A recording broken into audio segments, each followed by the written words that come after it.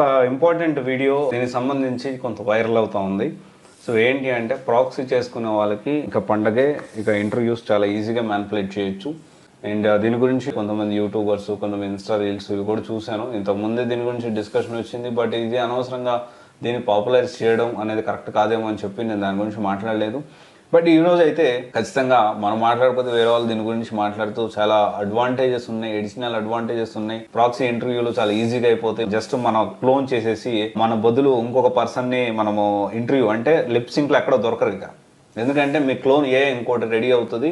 మొత్తం entire thing కూడా ఆన్సర్లు కూడా యూజింగ్ చాట్ జీపీటీ ఆటోమేటిక్ గా యాక్యురేట్ తో ఆన్సర్లు చెప్పేస్తుంది.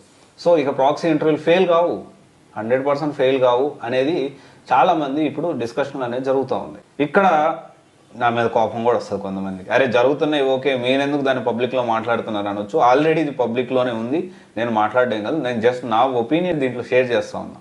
సో ప్రాక్సీ చేసుకునే వాళ్ళు పండగే ఇంటర్వ్యూలు ఇక లిప్సింగ్ ఫెయిల్ అవ్వడం అనేది ఉండదు. సో ఇక్కడ ఏంటి అంటే మీరు అందరూ అర్థం చేసుకోవాల్సిన విషయం ఏంటి అంటే మీరు సబ్జెక్ట్ నేర్చుకోకుండా సబ్జెక్ట్ నేర్చుకోరు, సబ్జెక్ట్ నేర్చుకోవడానికి ఇష్టపడరు, తర్వాత ఇంటర్వ్యూస్ కూడా క్రాక్ చేసిన యూజ్ ఏఐతో మీరు ఆన్సర్లు చెప్పేస్తున్నారు.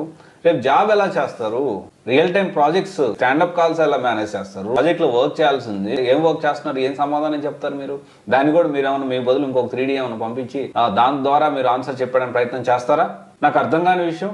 అరే ఒక పక్క companies focusing more on AI మీద ఫోకస్ చేద్దాం, మ్యాన్ పవర్ తగ్గిద్దాము, ఆటోమేషన్ వచ్చేస్తా ఉంది, చాలా ఫోకస్ చేస్తా ఉంటే సబ్జెక్ట్ నేర్చుకొని ఎలా మనం ముందుకు వెళ్ళాలి, ఎలా ప్రపంచంతో పోటీ పడాలనేది వదిలేసేసి ప్రాక్సీలో కూడా మళ్ళీ ఏఐ వాడేస్తాను. సింపుల్ థింగ్, ఇంటర్వ్యూ క్రాక్ చేయడం అంటే ఏంటి?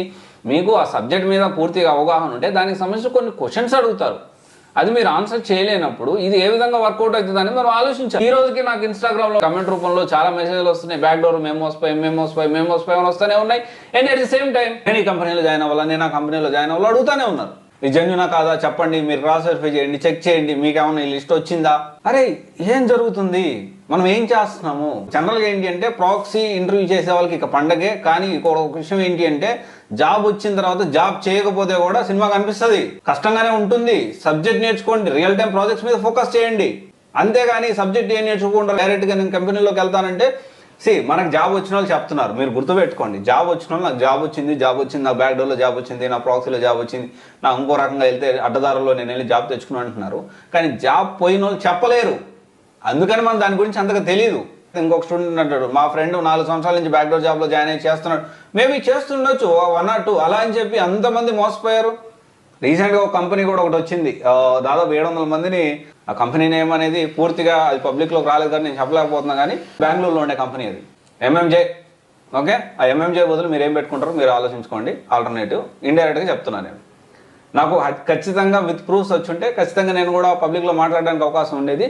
నాకు 100% యాక్యురేట్ ఇన్ఫర్మేషన్ లేదు కాబట్టి మనం ఇంకా కొంత డౌట్ అనేది ఉంది. ఎందుకంటే కొంతమంది స్టూడెంట్స్ మెసేజ్ చేశారని నేను ఇమీడియట్గా దాని గురించి కూడా విత్ ప్రూఫ్స్ ఉన్నాయన్నా అని కూడా అన్నారు. బట్ నేను దాని గురించి ఇండైరెక్ట్గా చెప్తున్నాను, జరుగుతుంది. ఓకే, ఇట్లా చేశారన్నా అని చెప్పి మీరు దీని గురించి అందరికి చెప్పండి అని కూడా నాకు మెసేజ్ చేశారు. చెప్పి కూడా 3-4 days అవుతుంది నాకు. అంటే నా కమెంట్స్ మన వాళ్ళు స్క్రీన్ షాట్ చేసి ఒక స్టూడెంట్ కమెంట్ చేశాడు, అదిగో ఇతని డీటెయిల్స్ అని, అతని డీటెయిల్స్ కూడా ఉన్నాయి నా దగ్గర. స్కిల్స్ మీద మనము ఫోకస్ చేయాలి, స్కిల్స్ మీద కాకుండా అడ్డదారుల్లో ఫోకస్ చేస్తే ఫ్యూచర్ ఉండదు. కష్టపడడం అలవాటు చేసుకోండి. 100 ఇంటర్వ్యూస్ అటెండ్ అయ్యారా, రాలేదా జాబ్, 101 ఇంటర్వ్యూ కోసం ప్రిపేర్ అవ్వండి. That's the spirit. అసలు జాబ్లే రావట్లేదా, ఓన్ టాలెంట్ ఏదైనా కంపెనీ పెట్టి చూడండి. ఎక్కడ కూడా ఆగొద్దు, లైఫ్లో కెరియర్లో ఎప్పుడు ఆగొద్దు, కష్టపడతానే ఉండాలి, ప్రోగ్రెస్ అవుతానే ఉండాలి.